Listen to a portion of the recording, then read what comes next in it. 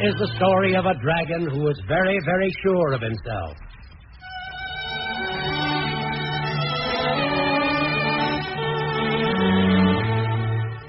Once there was a war. The king who waged this war had many soldiers to whom he paid very little money. So at last 3 of his soldiers decided to run away. "But how shall we manage it?" said one. "If we get caught, we will surely be hanged. You see that rye field? We'll sneak over there when it gets dark and hide in it for the night. Then tomorrow, when the army moves on, we can safely escape." But everything did not go as they had planned, for the army stayed on day after day. The 3 runaway soldiers in the rye field waited and waited, without food and without water.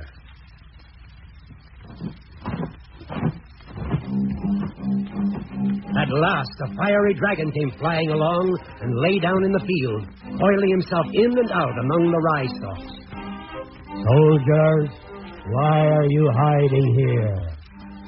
"We ran away from the king's army," said the soldiers. "And now we can't go out after food or drink, for we would surely be captured and put to death."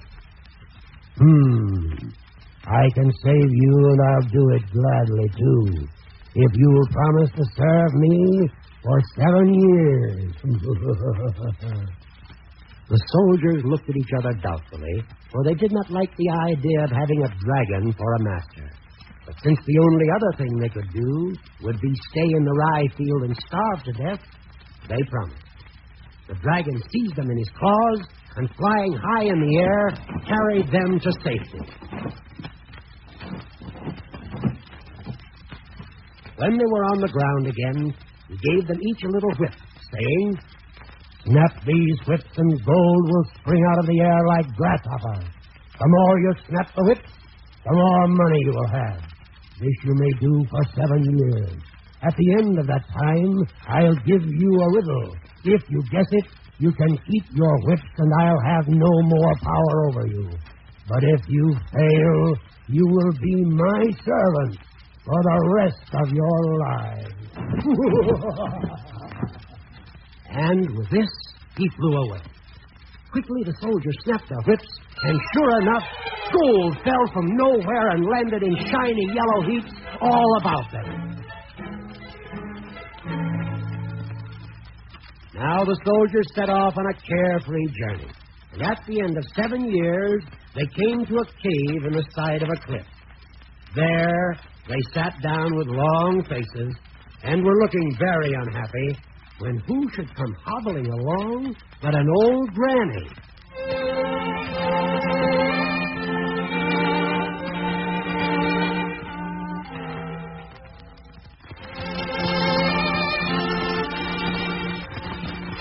Seeing how sad they were, the old lady asked what the trouble was.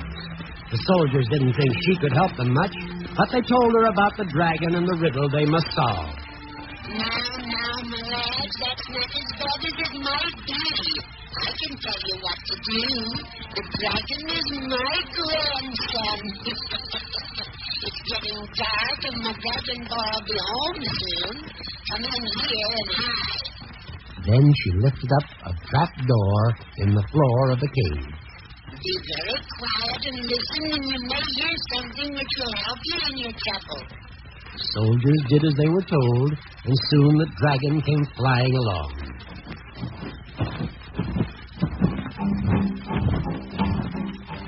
Well, my boy, what kind of a day did you have? Oh, not much luck today, Mother.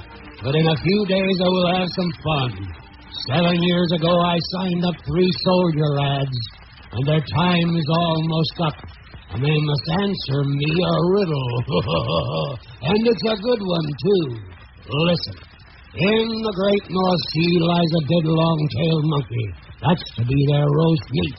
The rib of a whale shall be their spoon, and an old hollow horse hoof shall be their wine glass.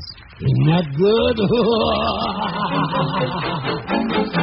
And he went to bed in high glee. A few days later, the dragon reappeared. You promised, and so now for the riddle. I'll take you to my dominions, where I'll give you a feast. And what do you think you shall have for roast meat? The first soldier said, "In the great North Sea lies a dead long-tailed monkey. I suppose that's to be our roast meat." The dragon was surprised, but he went on, And what's to be your spoon? said the second soldier. "A rib of a whale, isn't that right?"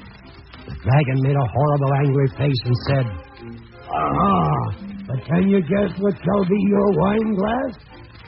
said the third soldier. "An old hollow horse hoof, no doubt." The dragon turned purple with fury and then flew away, roaring very loud. The three soldiers laughed gaily and snapped their whips for more gold. And if they haven't stopped, they're still at it.